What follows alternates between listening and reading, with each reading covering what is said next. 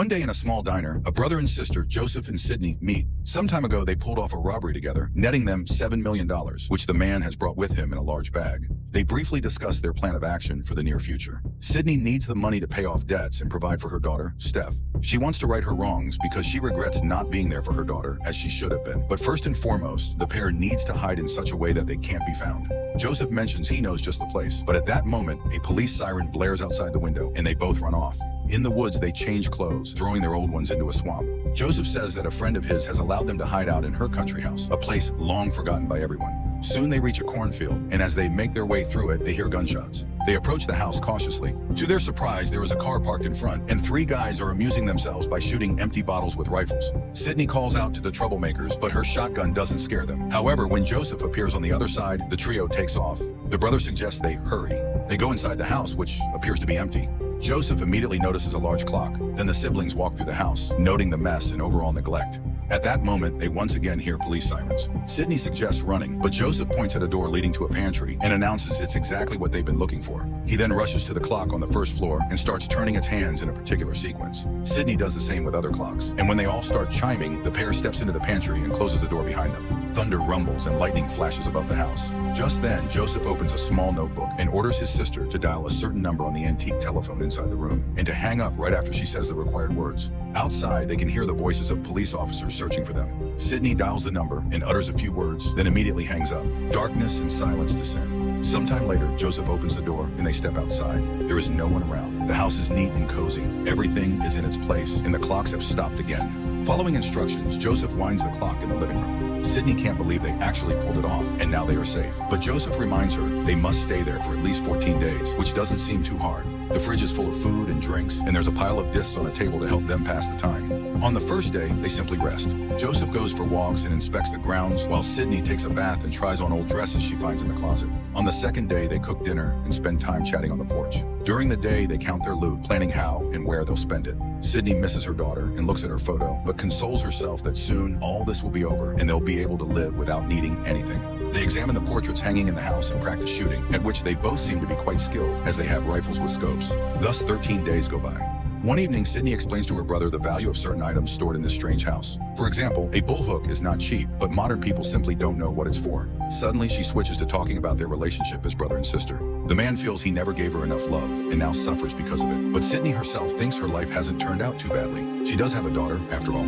Even so, her brother promises to do everything he can to make it up to her. Sydney then asks about his female friend who provided them with such a magical hideout, but Joseph can't explain who she is or how her house works. He admits that the woman only gave him her notebook out of pity. Suddenly, Sydney remembers their parents. She remembers their mother. Joseph remembers their father. Together, they recall how their mother used to play the piano, but Sydney's strongest memory is of the song she hears on a stereo system disc, though she doesn't know its title. She hums the old tune and then suddenly asks Joseph to take her back to her daughter. Finally, the time comes when they can return home. Sydney tidies up while Joseph packs their bags and burns the remaining trash. But when they approach the pantry door, they find it boarded up. On a plank, words are carved directing them to an old mill nearby. Sydney has a breakdown and runs toward the mill. Her brother catches up and manages to calm her down. They begin examining the place and discover church pews in the basement. Soon, their flashlight beam hits a decomposing body. Carved on a stand is a warning that they are stuck in a time loop, along with an invitation to sign beneath the message if they understand and are willing to comply. Sydney refuses to do this and flees. She's desperate to escape the house, but not far off in the field, she suddenly feels ill. She vomits blood and realizes she cannot leave the perimeter that's holding them. Her brother pulls her back to safety. Sydney comes around, but cannot believe what's happening. She falls into despair and cries, remembering her daughter. Her brother explains that the body at the mill is the very acquaintance who allowed him to hide out there. He recognized her by the clock that had been a family heirloom. The pair wonders if anyone could possibly find them here, but they covered their tracks so well that there is no hope of rescue. Joseph has no choice but to sign the warning, after which a safe appears before them in an instant. Recalling the notebook, he opens it using the numbers written there. Inside is a tape recorder and a note saying he must say something and then close the door to establish a connection. Joseph does as instructed, and a minute later, when he plays back the recorder, he hears a stranger's voice. The stranger says they aren't supposed to be on the farm. He knows about the money, and Sydney offers to give him a share so they can leave, but the recorder goes silent. Joseph believes they're talking to someone in the future. Sydney repeats her brother's steps, opening and closing the safe. The voice comes back, saying it intends to erase all trace of their existence to protect the delicate balance of this place's powers. But Joseph realizes the strangers must want something from them, or else they would have destroyed them a long time ago. The stranger explains that the only way for them to get out alive is to remain on the farm and kill a mysterious visitor who will arrive at some unknown point in the future. They must destroy his remains, and then these unknown people will help them return to their own time. Joseph and Sydney go back into the house. Sydney checks the closets and fridge. Once again, they are fully stocked with food and alcohol. She plans to stay in such a way that she can constantly monitor every approach to the house, so they won't miss the visitors' arrival. Sydney is convinced that if they're stuck here, they are already finished, but she's still willing to try to break out. Joseph suggests setting up a watch schedule and taking shifts, while Sydney pours out the alcohol. They stash the weapons they have around various hiding spots in the yard and in the mill. While Joseph stands guard, Sydney methodically searches the house, studying old portraits and photographs on the walls. Then they switch places, with Sydney surveying the grounds. Almost a year goes by. The brother and sister have every convenience. The refrigerator reliably provides them with food, they can keep themselves clean, and they live in comfort. Sydney continues examining old newspapers, magazines, and documents she finds in the house. She watches vintage broadcasts and practices using the bullhook, and in the evenings she builds campfires. One day she tells her brother she found a box of photographs at the mill, which helped her discover that the images in the foyer aren't of the farm's original owners. The history of this land, relocated here by unknown forces, covers events up until the Korean War of 1955. After that, there's nothing. No proof anyone lived here afterward. The naval officer in one of the pictures apparently died here around that same time, supposedly from falling down the stairs. She believes this was approximately when those who seized the place with their technology first arrived. They made the house their own, installing electricity, heating, and even television. For some reason, they used this downtime, and when the siblings entered, they got stuck. But that still doesn't answer their questions. Joseph becomes irritated, trying to make Sydney believe it's all his fault. He's even willing to blame their parents. He thinks the people responsible don't care about them at all. They're doing this simply because they can. No one ever shows up here uninvited, so they'll never get home. That leaves them only to die a slow death. A quarrel flares up between the brother and sister because Joseph is convinced that Sydney doesn't believe him and thinks he's ready to abandon her there, but he soon pulls himself together and they reconcile. They head downstairs to the foyer. While Sydney watches TV, Joseph looks at the identical tattoos they both share, reminding them they're family. Their waiting drags on. Joseph tries to contact the strangers again, but the tape recorder remains silent. He begs for any kind of sign as he's exhausted by the uncertainty, but the tape is blank. One day, a mysterious visitor appears on the farm. He watches Sydney through binoculars, then walks toward the house and prepares to shoot her. But Joseph spots him and shouts to warn his sister. The bullet misses its mark. The hooded stranger then opens fire on Joseph, but he also manages to duck back into the house and hide. They begin hunting the visitor, but can't find him yet. Joseph circles around the house and tries to reach a stash of weapons hidden in the field. The stranger fires at him. Joseph heads back into the house where the hooded man catches up with him. Later, Sydney hears music from the field and sees someone with a tape player from which their mother's song is playing. Joseph lies at his feet. Sydney goes out into the field.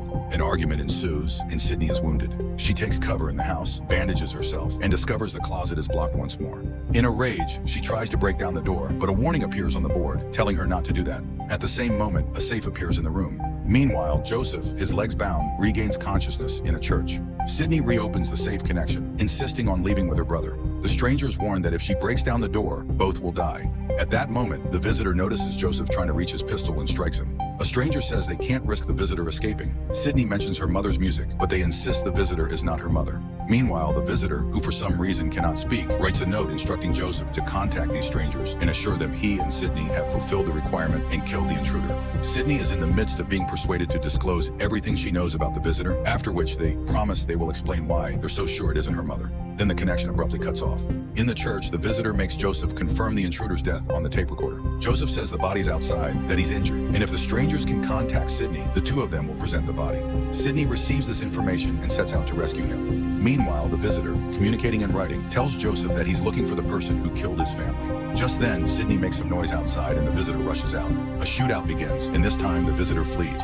Joseph manages to grab his pistol and free himself, while Sydney chases the stranger into the house. They fight, and Sydney wounds him, knocking him down, and tries to reveal his face. Struggling, she finally manages to pull off his mask and recognizes her now adult daughter, Steph. While she's trying to make sense of this, Joseph bursts in and shoots the visitor. Sydney tries to shield Steph, and the bullet hits her instead. While the brother mourns his dying sister, Steph escapes through the pantry, is left alone. Joseph tells the stranger on the tape recorder that the visitor is gone. He buries Sydney and, following instructions, waits at the mill.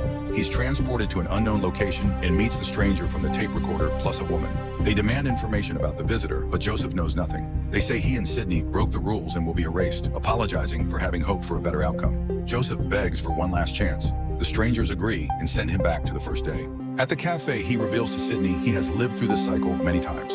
Unable to prevent her accidental death, he tells her the only way to stop it is to kill him on the spot, take the money, and return to her daughter. Sydney shoots Joseph and flees as police sirens approach.